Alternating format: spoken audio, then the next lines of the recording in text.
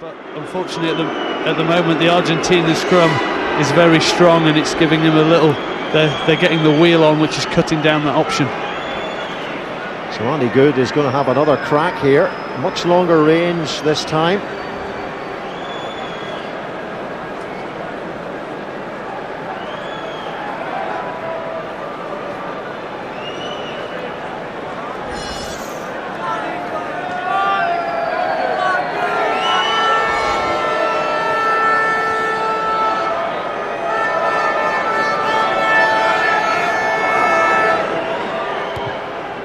Good strikes again, he struck it low, but this time it is not accurate, so it stays 22-9. Andy Good, he was saying James Haskell's been on the phone asking him about what the lifestyle would be like in France. I imagine it's slightly different in Brive than what it might be under Max Guazzini at Stade Francais. Yeah, so I think you're along the right lines there, and especially with Goody being married and having kids and James not, I think it'll be different anyway.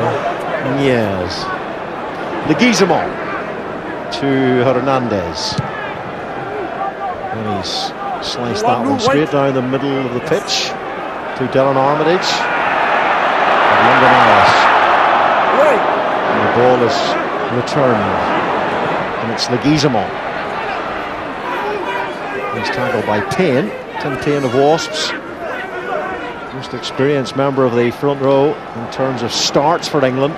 Avramovic is brought down well by Tom May. He's been really aggressive in the middle of the field defensively. Roncero takes it on, and it's a penalty for not rolling away against England.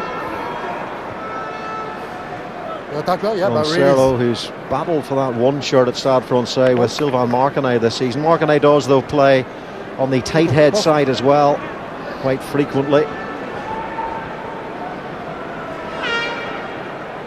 And Argentina very strong in certain positions. You look at the loose head side, they've got Roncero and Yerza, they've got Juan Manuel Leguizamon, Fernandez Lobe, who can both play at number 8 superbly well. But here is Hernandez. And Argentina need to get points on the board quickly. And is he the man? It's a languid strike of the ball by Hernandez. How smooth was that? Yeah, very smooth. They had plenty of time to spare. He could have gone from his own 10, I think,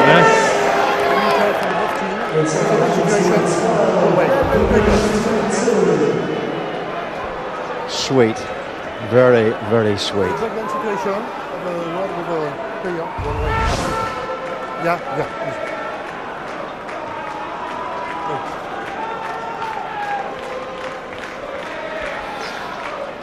So 22-12, 10 points the difference now, and Argentina will feel they are within sniffing distance. Oh, the setter is driven into touch by the former lock forward who knows all about forward exchanges, Matt Banahan. Yeah, he's definitely already making his presence felt, isn't he, on this field, and they need to use that, they need to use him more, and I just, you know, you've got such a weapon there. If they can carry on with that, they're going to make great yards. If you want to see Banahan at full force, YouTube his name and you'll see him playing for Jersey against Guernsey.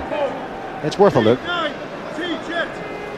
Here's Dylan Hartley, and Borthwick takes it well. That's great line out ball. It's Nick Easter in midfield to Andy Good. Here's Armitage to Cueto. Cueto tries to stand up Aguja. Argentina shut the gate very well there. Andy Good again, it's that cross kick, it's Hartley who's chasing it, so too Deacon Hernandez. Well, that was cool again by Hernandez, and he knows there's no one back for England. Danny Kerr is sprinting across, and sprinting up is Arambaru, and that's good chasing by the winger. And throwing the ball away, so they get a penalty. Danny Kerr penalised for that. It looked like on this near touchline, and a very kickable position again for the Pumas. Yeah, you know, he's tackled into touch. He's tried to make it look like he's lost it in his tackle, but great kick through, great chase, no one at home, great work rate by Danny to get over there. And as he's hitting to touch, you just see him. I think he threw it a little bit too early, a little bit obvious, and the referee's picked on it, and a good refereeing decision, really. That looked like it hurt, falling off that little ledge there. Remember his slight indiscretion in the final moments of the Stade Francais Harlequins game in Paris, when he almost could have cost Harlequins the game there. But a back shot on that occasion it was. Here's Hernandez then. Now we saw him at his best a few moments ago off the kicking tee. They need the same again, do Argentina, and they have got it. Yeah, England are going to have to be very wary at the moment. He doesn't look, Hernandez does not look like missing. And, England are just giving the ball away too easily. They've got great position. They've had to go down the outside. Easy thing would to just come through the middle, try and create another phase and then play either way. Unless they've had an idea to play the kicks to the over and take advantage of the wingers, they're just missing out on ball in good position. The Pumas are normally very popular in this stadium, particularly Carlos Tevez, but not right at this moment. And here comes the maul from Argentina. Albacete, he's such a strong man, and is a regular starter in Guy Noves' Toulouse side. Bit of a shock defeat that was for them in the top 14 semi-finals. Here's Hernandez, up comes Danny Kerr. That's good work from Danny Kerr this time. He smothered Hernandez. Can Vergasio get his hands on the ball, and he's pulled into that exchange. And there she blows.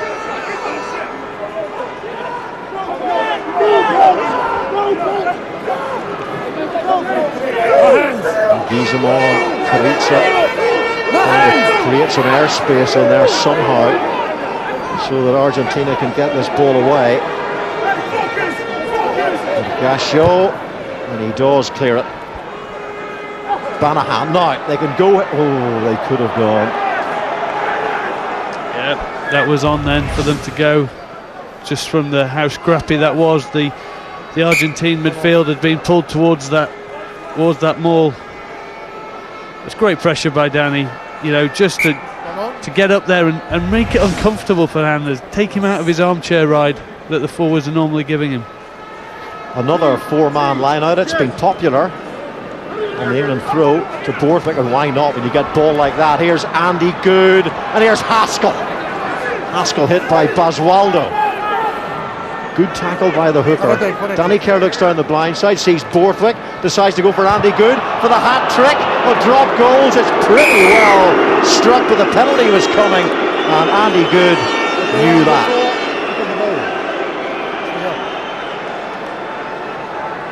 Yeah, I don't think the crowd wanted to see that drop goal there. I think they knew that the advantage was there, and they wanted to see it given a little bit of width and play a little bit, and then come back for the penalty. Can't try and steal all the limelight with droppies. Well, maybe it comes from playing in France, because right through the top 14, the 10s do seem to have this habit of dropping a goal, don't they? I mean, we see Hernandez in boxes, at Bourgoin, Benjamin Boye and Morgan Parra. That's pretty much how they score all their points there. Not quite, but, lots of them.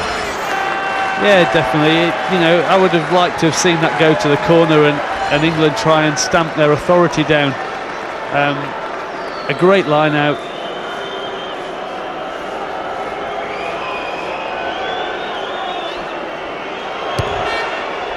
So Andy Good for the three-pointer, and the flags go up, and it's 25 points to 15. But yes, frankly, the big crowd here at Old Trafford, they want to see a bit of flashing running rugby, don't they? Yeah, it was great though. The line out, Haskell straight up the middle over the gain line. Obviously Argentina made a good job of slowing the ball down and gave away the penalty, but that's what England need to base their game around more. They're getting that good set piece to then play off. Once they've got that platform, and again it's not good at the restart, but fortunately for England the knock-on came from a Puma. You can just see at the moment with the Argentinian restarts compared to the England restarts, they're getting people up and competing and making it a lot more difficult. England's are just going a little bit too long and not having that competition side on it. Kerr, Andy Good, and here's Mark Cueto. Oh, and it comes off Avramovic. By the way, next week's test match in Argentina is in Salta in the northwest of the country, on the foothills of the Andes, and it's a 20,000 sellout there, so there should be quite an atmosphere, and they can be rather hostile in that part of the world. I was going to say, I don't think that's going to be very friendly if you're English, is it?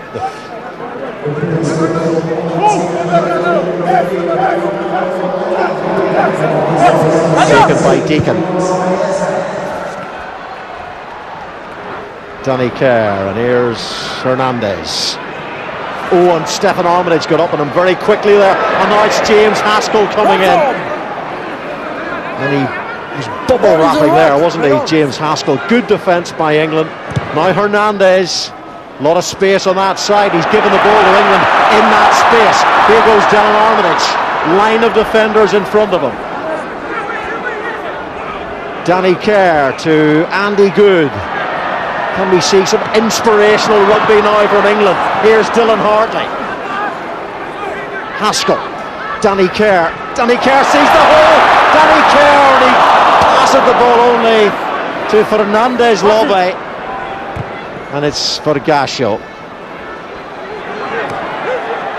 Here is Mark Cueto of Armitage as Hipkiss outside him, and he gives it to Hipkiss. It was a hard pass on the chin, but Hipkiss took it really well. Where's the support? Support was actually pushed out of the way, Tom May, by Galindo. The referee was about to give a penalty there. Changed his mind. Argentina ball. Vergasio. Hernandez passes to Avramovic. And here is Tiesi. Tiesi in the Sky Sports Dream Team, remember. Fine centre. Arambaru. England are down one player, so it's 15 against 14 at the moment. And that looked like a knock forward by Galindo of Racing Metro. Sebastian Chabal and Lionel Nale have joined that club for next season. Yeah, it looks like Danny Hipkiss is down on that side after that run. I think he's landed awkwardly on his shoulder, or not quite sure. He looks in a lot of pain though. And there's Alvaro Galindo from the Tucumán province, but yeah, Dan Hipkiss, he's built like a breeze block, but well, it was first of all Vergasio who he got through. I don't know whether it's where he's landed on the ball there, whether it's jammed into his ribs. It's definitely, or whether he's landed on his shoulder, I'm not sure. He looks in pain though, and he's a tough lad. 14 stone 11. 14 stone 11. How can you? Well, you can, of course you can. 14 stone 11 pounds, 5 foot 10 inches. So yeah, that breeze block analogy seems to fit pretty well when you see him jogging back, doesn't it? He's a strong man, very muscular build, and has played so well for Leicester in recent times on the run to the Premiership. Well, that's Easter. Yeah, here's Danny Kerr. Danny Kerr, he sees the gap. That's good for Danny Kerr. The hot rod, Danny Kerr, but he couldn't hot rod the pass. But they might get the try because the ball came off the foot. And England get their second try of the game, and what a moment for the Armitage family on that pitch.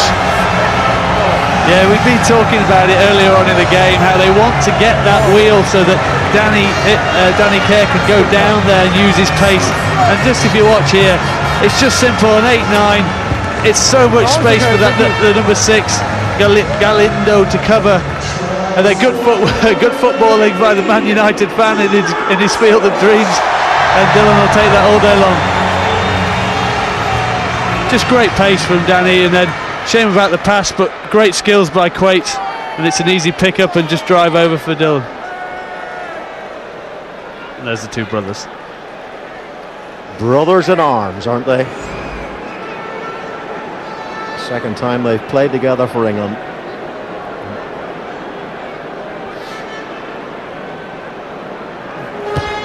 Andy Good with the conversion, he strikes it well. Now England beyond that 30-point mark. One of the players nominated for this season's Player of the Year award.